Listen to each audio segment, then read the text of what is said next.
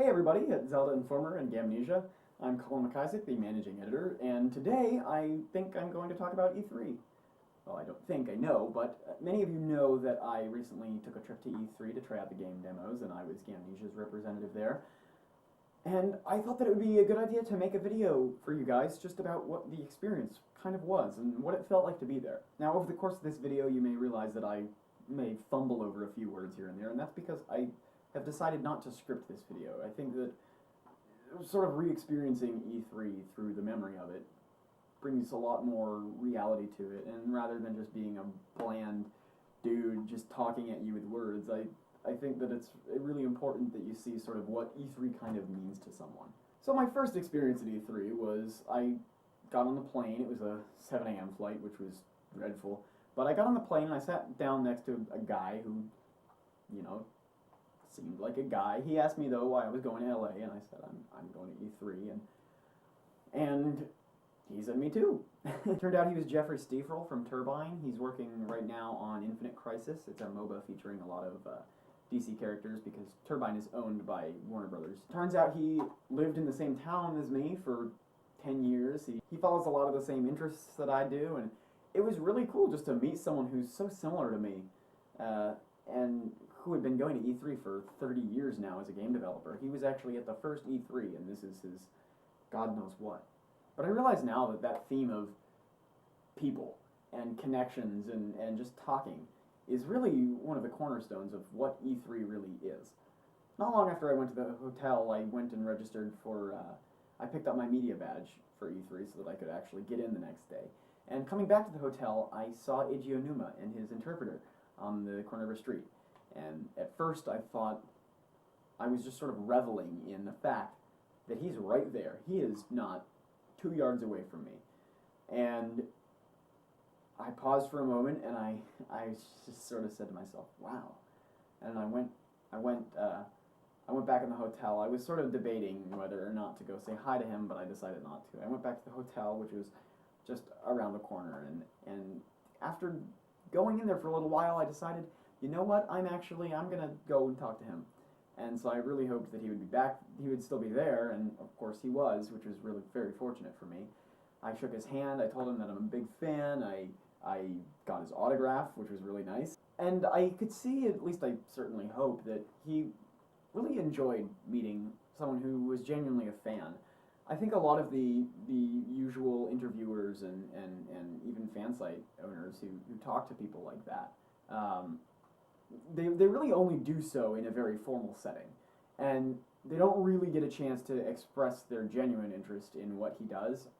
And I mean, this is just my opinion. I don't take that as fact. That's just sort of what I've observed and concluded. But make your own conclusion on that. Anyway, I think it was really nice for him to just sort of see someone who does, you know, work somewhere, but to see them really not in a corporate setting, not in a journalism setting, but really just in a fan setting. And I would imagine that he doesn't really do that often, and I would imagine that it's really nice to see someone really appreciate your work. Again, I don't know this for fact, just what I would assume. Then about an hour later, I was coming back to the hotel. I went to buy some aloe vera because I got a bad sunburn. And it was actually very fortunate that I got a sunburn because coming back, I met Junichi Masuda. And excuse me, by the way, if I'm screwing up these Japanese names. I'm not an expert in the language, and I certainly hope that I'm getting them right, but I imagine that there's something that I'm doing wrong, so just keep that in mind. Anyway, I met Junichi Masuda. He was sort of leaning against a pole. He had his phone out, and I don't know if any of you watch Community, but he kind of reminded me of Jeff Winger. I think that's kind of the best way to describe that vibe I was getting from him. But the same sort of thing happened. I went into the hotel and I was sort of reveling in the fact, wow, that's Junichi Masuda right there. And then I ultimately decided the same thing, which was to go say hi to him. And he too was really enthusiastic. If you look at pictures of him, you know, enjoying what he does, he enjoys what he does. He really embraces sort of the nerdiness of gaming, I think. That's just sort of what I've observed. But it was really cool to meet him. If you don't know who he is, he's the director and main composer of most of the Pokemon games. And that was really cool because personally, Pokemon was probably the biggest game series of my childhood. So that was just really exciting. And being a musician too, so primarily influenced by games, Pokemon was actually probably one of the ones that I loved most. So it really was just an honor to meet him for like 3 different areas of my life. But there was the same deal with him as with Eiji Onuma. I went up, I shook his hand, I said, "Masuda-san?" He said, "Yes." And I was wearing my Team Rocket shirt. Some of you probably saw that in the last video here on Gamnesia TV. But I was wearing a Team Rocket shirt, and he pointed at it, and I don't think he spoke very good English, but he sort of pointed at it and got this big goofy smile on his face. And that was really nice to just meet someone and see that even though there is a language barrier, there's really not any sort of barrier of interest. And it was really nice. And it was just nice to see someone who I personally hold in such high esteem and who really does have quite a bit of respect in the gaming industry, and to see that they're people too. I mean, you always hear that, they're people too, but it really is true, and it just came through so well. It was really nice. So then breakfast the next morning, I actually met Warren Spector. I was about 5 feet away from him. He was literally the next table over. He's a really nice guy. And then that same day, I rode the elevator with Shuhei Yoshida. Again, if I'm doing something wrong with the names there, I'm sorry. But that was a really interesting experience, because I didn't even, it wasn't even great. I just said, "Hello, how are you?" And he was like, "Good, how are you?" And he was also pretty happy to be there, it seemed. And that was really the extent of our conversation too. It was just cool. I don't really know a better way to describe it. And meeting those 4 people in such a condensed amount of time was really just sort of set the stage for what E3 is going to be. I mean, that really was probably the highlight, but this theme of just meeting people and being able to talk to people with such ease was really not emphasized, because it's not an active emphasis, but I noticed it very strongly flowing throughout the entire show. I've also realized that gamers are very nice people. You can go to E3 and strike up a conversation with anybody, and they're it's wonderful to hear people talk about the same things you love, to share opinions really on a face-to-face basis rather than through writing on a website, or even right here. Even right here, I'm just talking at you, and I'm sure you're getting some sort of feeling, some sort of vibe from me, but it really is nothing like what you get talking to someone, having a real conversation. I met up with a lot of old friends at E3, and it was great to see them again, but I also made lots and lots of new friends, because you can talk to anyone, I'm telling you. And it was really just wonderful to see so many people share the same interests, and so many people share the same passions, and I've got to say, that was really what E3 was about to me. Of course, E3 is about the games and about the industry getting a chance to see what's coming up, but as someone who's going to E3, as an attendee of E3, for whatever reason, be you a fan who paid the ridiculous entrance fee, be you a journalist, be you an executive game developer, I think it's just really, really exciting to see so many people share the same interests. And I've said that a million times. I'm just a rambling freak, I realize. But it's just wonderful.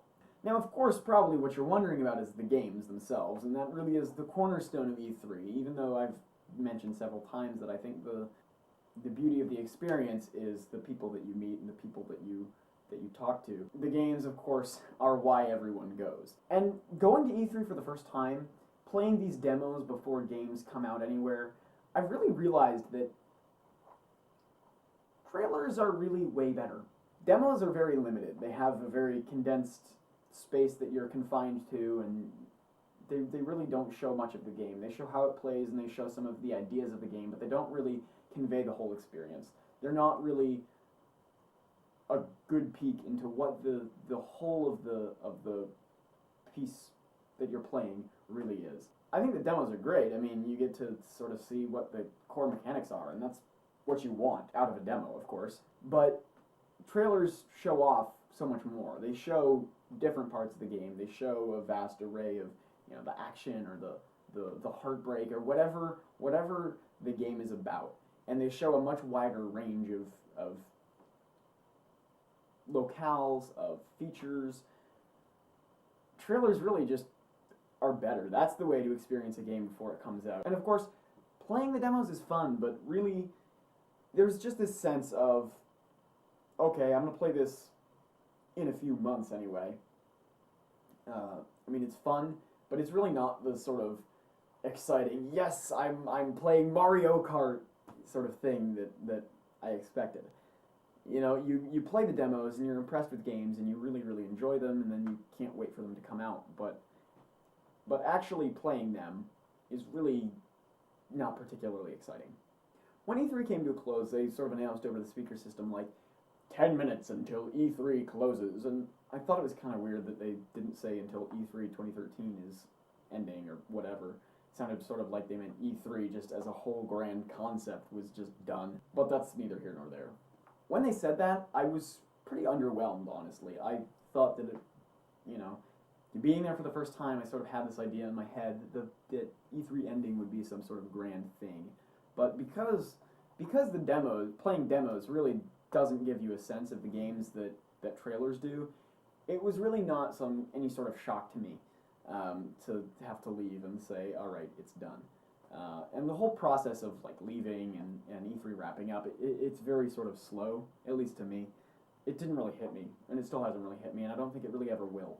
But again, it's so nice to meet all these people. It's so nice to meet new friends, see your old friends, and just to talk about things and to experience things together. And of course, you don't need to go to E3 to get that experience. And if you're watching this video and you're kind of jealous of me that happened, go to PAX, go to MagFest. I mean, of course, if you can. Obviously, some people can't, but if you can, those experiences are sort of the same, but because they're geared toward fans rather than the industry, it's actually a lot better for that specific purpose of meeting people and talking and enjoying interests together. So maybe I've convinced you to go to a different conference, I don't know. But anyway, in conclusion, I think that E3 really is just a great experience. Coming home, it was terrible. With so much news, so much demo impressions to write, and so much to get done at the end of each day, because going to the show floor, that's the beginning of your work. You have way more to do afterwards, and I got very little sleep, but it was worth it. So I hope you got something out of this video. I don't know if you did, I don't know if, I don't know.